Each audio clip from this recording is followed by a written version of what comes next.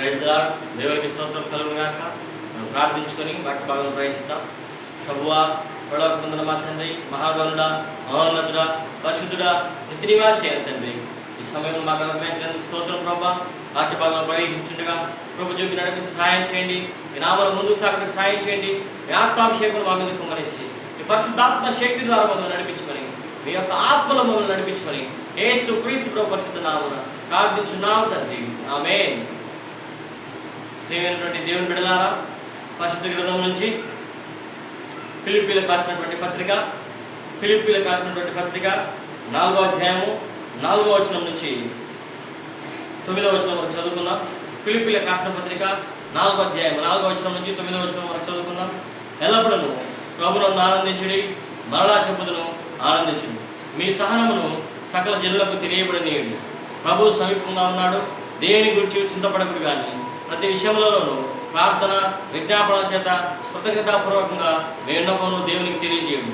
అప్పుడు సమస్త జ్ఞానంలో గురించిన దేవుని సమాధానము యేసు క్రీస్తు వల్ల మీ హృదయములకు మీ తలంపులకు కావలేడును. మెట్టుకు సహోదరులారా, ఏ యోగ్యత అయినను మెప్పైనను ఉండినలా, ఏవి సత్యమైనవో, ఏవి మాన్యమైనవో, ఏవి న్యాయమైనవో, ఏవి పవిత్రమైనవో, ఏవి రమ్యమైనవో, ఏవి ఖ్యాతి గలవో వాటి మీద ధ్యానం ఉంచుకునండి. మరియు మీరు నా వలన ఏవి నేర్చుకుని అంగీకరించుతురో, నా ఎందున్నట్టుగా ఏవి వింటిరో, ఏవి చూచితురో అట్టి వాటిని చేయుడి. అప్పుడు సమాధానకర్తయగు దేవుడు మీకు తోడైండును. ప్రియమైనటువంటి దేవుని బిడ్డలారా, వాక్య భాగం గమనిస్తే ఆనందించుడి, మరలా చెప్పుదును ప్రభునందు ఆనందించుడి, ఎల్లప్పుడూ మీరు ప్రభునందు ఆనందించడి అని చెప్పి ప్రభు వాక్యం వస్తే తెలియజేస్తుంది. మీరు సహనమును సకల జనులకు తెలియబడినది, ఎందుకంటే ప్రభువు సమీపంగా ఉన్నాడు. మీ యొక్క చింత కూడా దేని గురించి మీరు చింతపడవద్దు. మీరు ఏది కావాలన్నా ప్రభు ప్రార్థన చేయండి. అప్పుడు సమస్త జ్ఞానంలో మించిన దేవుని సమాధానము యేసు క్రీస్తు వలన మీ హృదయములకు మీ తలంపులకు కావాలని ఉంటుందని ప్రభు వాక్యం సెలవిస్తుంది. అలాగే ఏవి సత్యమైనవో, ఏవి మాన్యమైనవో, ఏవి న్యాయమైనవో, ఏవి పవిత్రమైనవో, ఏవి రమ్యమైనవో, ఏవి ఖ్యాతి గలవో వాటి మీద ధ్యానం ఉంచుకోండి అని ప్రభు వాక్యం సెలవిస్తుంది. ప్రియమైనటువంటి దేవుని బిడ్డలారా, ఈరోజు ఈ వాక్యాలను మనం గమనించినట్లయితే మీరు పౌలు భక్తులు అంటున్నారు, నా వలన ఏవి నేర్చుకుంటారో, ఏవి అంగీకరించుతారో, ఏవి నాయందు ఉన్నాయో, ఏవి చూచారో, ఏవి విన్నారో అవి చేయండి. అప్పుడు సమాధానకర్త దేవుడు మీకు తోడుగా ఉంటాడని సెలవిస్తున్నాడు. ఈరోజు అపొస్తలుడైన పౌలు భక్తుడు యందు ఉన్నవి, చూచినవి, గ్రహించినవి, విన్నవి ఏంటంటే పౌలు భక్తుడు యేసు క్రీస్తు ప్రభువును కలిగి ఉండటే వారు గమనించినటువంటి అత్యంత ముఖ్యమైనటువంటి విషయము.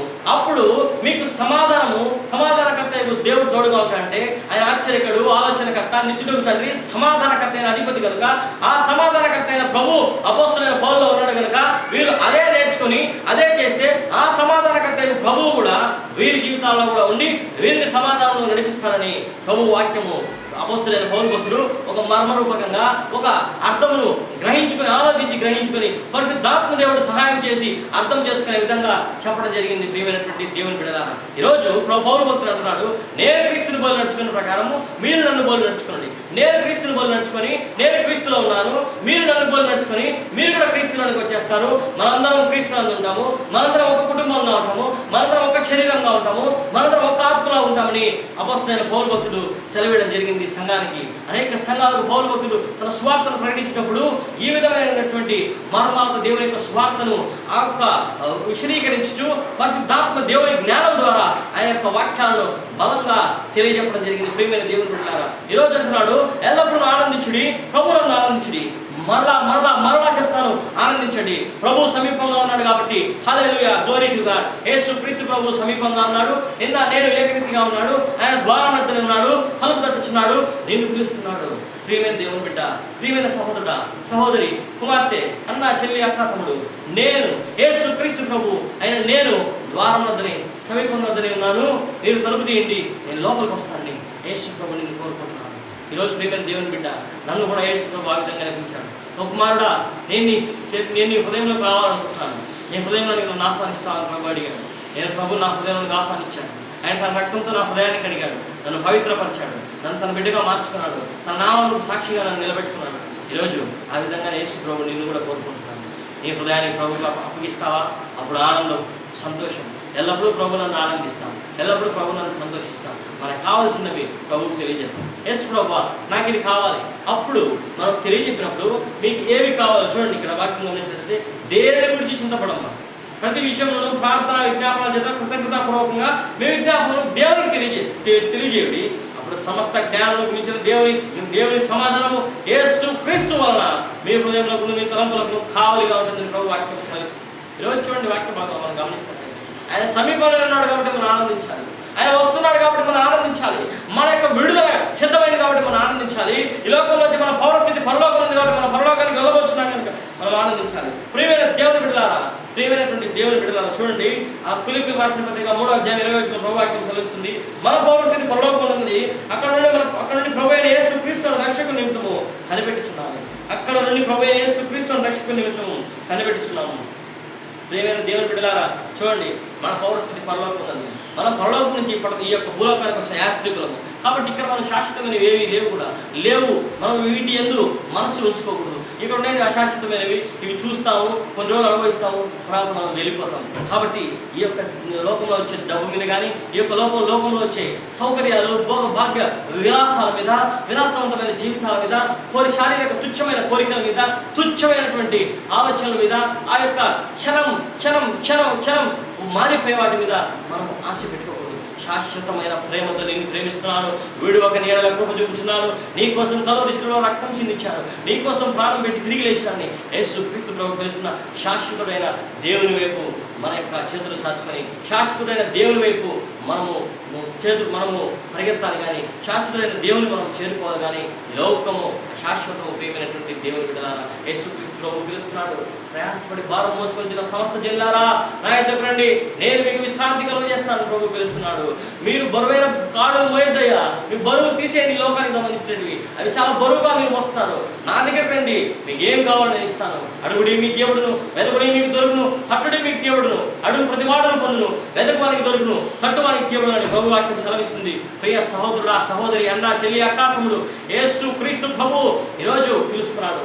దేవుడు లోకం ఎంతో ప్రేమించను కాగా తన ద్వితీయ కుమారునిగా పుట్టిన వారిని విశ్వాసం నుంచి ప్రతి వాడు నశింపక నిత్య జీవం పొందినట్టు ఆయన అనుగ్రహించిన ప్రభు వాక్యం సెలవిస్తుంది. ఈరోజు ఆయన నిన్ను నన్ను తన బిడ్డలుగా చేర్చుకోవడానికి సిద్ధంగా ఉన్నాడు. నిన్ను నన్ను తన యొక్క కుటుంబంగా చేర్చుకోవడానికి సిద్ధంగా ఉన్నాడు. ఈరోజు నువ్వు ఆయన దగ్గరికి రావడానికి సిద్ధంగా ఉన్నావా?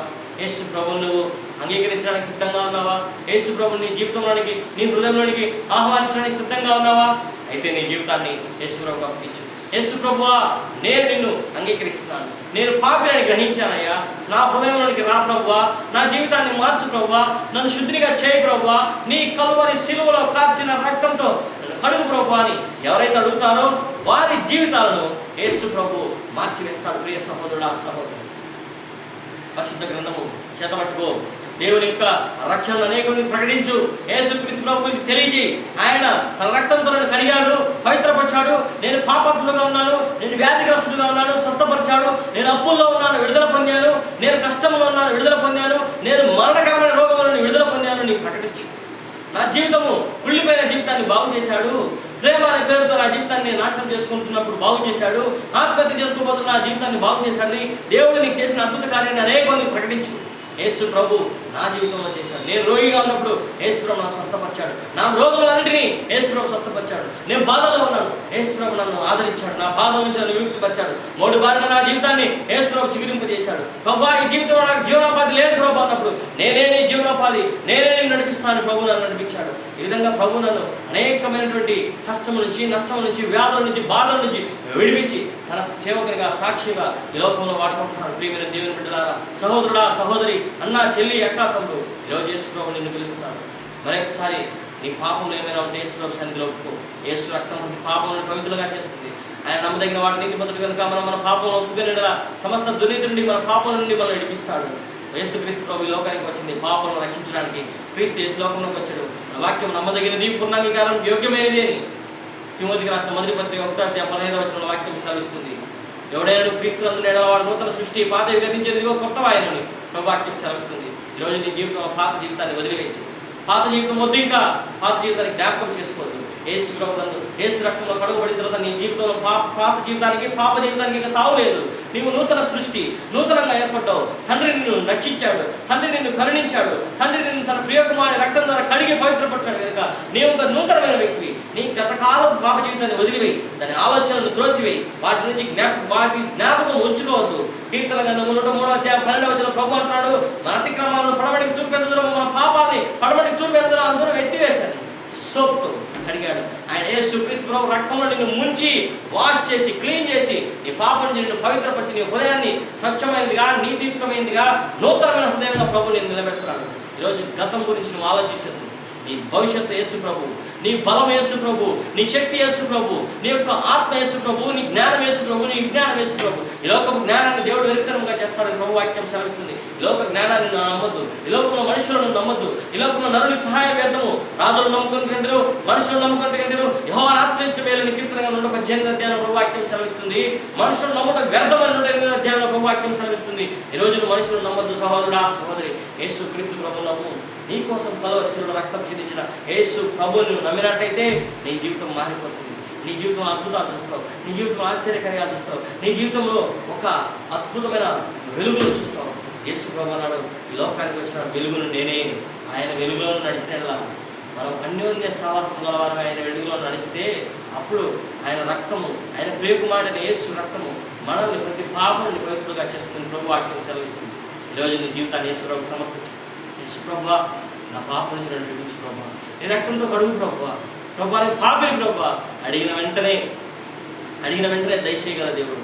మనం కొంతమందిని అప్పు కావాలని అడుకుంటాం, అయ్యా అప్పు అయ్యా వచ్చే నెల తీరుస్తాను, అయ్యా ఈ నెల కొంచెం కష్టంగా ఉందయ్యా గడవడానికి, అప్పు అయ్యా అమ్మ అప్పు అమ్మ అని అడిగినప్పుడు రేపురా ఎల్లుండిరా తర్వాతరా అని చెప్పి తిప్పుకుంటారు. కానీ రక్షణ కావాలని యేసు ప్రభువుని అడిగితే ఈ క్షణంలో మోకరించాడు, ఆయన నీ జీవితాన్ని మార్చేస్తాడు. నీ జీవితంలో తరతరాల శాపాన్ని, నీ జీవితంలో తరతరాలుగా వస్తున్న కుటుంబంలో శాపాన్ని ఆయన మార్పేస్తాడు, ఆయన తుడిచివేస్తాడు. ఎటువంటి సమస్య అయినా యేసుక్రీస్తు ప్రభు దాన్ని క్లియర్ చేసేస్తాడు. ఆ సమస్య ఆనవాళ్ళు కూడా ఇతను ఈ వ్యాధితో బాధపడ్డాడని డాక్టర్లు సైతం పరీక్ష చేసి చెప్పలేనటువంటి స్థితికి తీసుకొచ్చేస్తాడు. ఈ వ్యక్తి అసలు అయిపోయింది అనుకున్నాం ఇతని పరిస్థితి. ఏంటి ఇతను ఇంత అభివృద్ధి చెందాడా, ఇంత డెవలప్ అయ్యాడా, దేవుడు ఇంత ఆశీర్వదించాడా? లోకులందరూ కూడా ఆశ్చర్యపోయే విధంగా నీ జీవితాన్ని మార్చగలడు దేవుడు యేసుక్రీస్తు ప్రభు. ఎందుకంటే జగత్తును, విశాల విశ్వాన్ని, ఆకాశాన్ని, భూమిని, అందులోని సముద్రాలను, సమస్తాన్ని, ఈ యొక్క భూమి మీద ఉన్న ప్రతిదీ కూడా ఆయన సృజించిన సృష్టి. ఆయన లేకుండా ఏది జరగలేదు. కాబట్టి నీ జీవితాన్ని మార్చడం, నీ జీవితాన్ని బాగు చేయడం ఆయన పెద్ద విషయమే కాదు. నేను నమ్మి విశ్వసించాలి సహోదరుడు. ఆశ్రమం ఇదే రక్షణ దినం, ఇదే అనుకూలమైన సమయం. యేసుక్రీస్తు ప్రభువును నీ సొంత రక్షణగా అంగీకరించు. ఆకాశ పక్షులు చూడండి, విత్తవు పోయో వడవు, ఆయన అవి పోషింపబడుతున్నాయి. అడవి పువ్వులు చూడండి, వాటిని అవి పోషింపబడుతున్నాయి. సొలొమోను సైతం వీటి వల్ల పోషింపబడలేదు.